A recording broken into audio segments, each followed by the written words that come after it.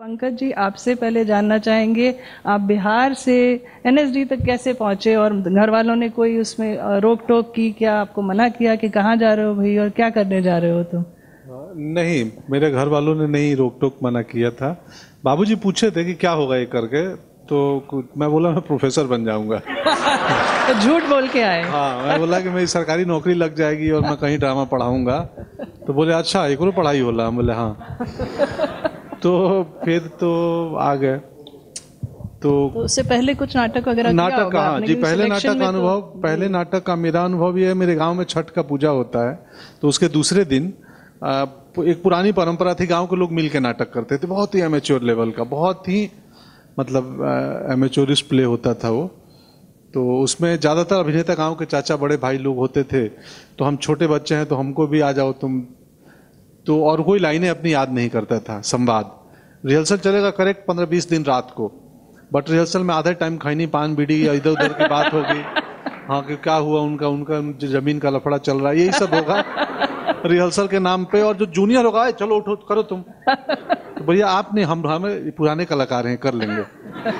तो हम छोटे बच्चे लाइन वाइन करके थोड़ी प्रैक्टिस करते थे और बड़े सीनियर लोग ये कर लेंगे।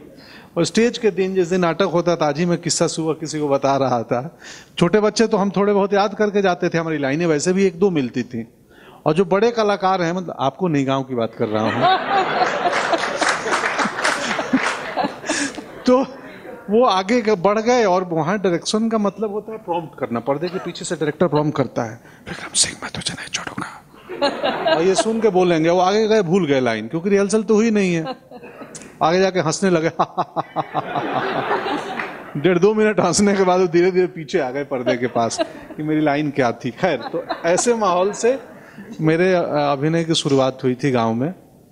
और फिर पटना आया तो सीरियस थिएटर का पटना में इनकाउंटर हुआ। एक थिएटर कालिदास अंगारा में कोई शो हो रहा था और मैं पहुंच गया देखने, और एक अभिनेत्री थी, उनका एक लंबी स्पीच चल रही थी उनकी, प्रणीता जायसवाल जी की, और मैं देख के मैं इतना प्रभावित हुआ कि रोने लगा। और उसके पहले मुझे लगा कि यार ये तो कमाल का मीडियम है, मतलब ये एक एक्टर लाइव चल रहा है, सिनेमा की तरह ही, ऐसा नहीं है कि बीच में मतलब वो पर्दे पे आ रही है, सामने मेरे कर रही है और मुझे रोना आ रहा है। तो ये तो बहुत, उसके बाद मैं लगातार दर्शक बन गया था 1 सालों तक, पटना के हर नाटक को देखता था। और फिर धीरे धीरे इतना लगातार ऑडियंस बन गया कि जो साइकिल स्टैंड वाले थे सुनील जी, उनसे मेरी परिचय दोस्ती हो गई। वो साइकिल 1 रुपया वो होता था साइकिल स्टैंड का, वो भी लेना छोड़ दिए। बोले कि तुम्हारी तरीके का ऑडियंस चाहिए मुझे, ऐसा सीरियस ऑडियंस हमें चाहिए रंगमंच के लिए जो हर रोज देखने आए, तो तू 1 रुपया मत दे। फिर मैं बोला उनको, अपनी इच्छा जाहिर की कि भाई मैं भी करना चाहता हूं, तो मिल लो, तब तो तुमको सब जानने लगे हैं कि रोज आते हो। फिर एक ग्रुप से मिला और वहां से पटना से नाटकों में झाड़ू बहारू लगाने से शुरुआत हुई थी। फिर दिल्ली पहुंच गए? फिर उसके बाद दिल्ली, हाँ, तो उसके अच्छे 7 साल बाद दिल्ली। जी।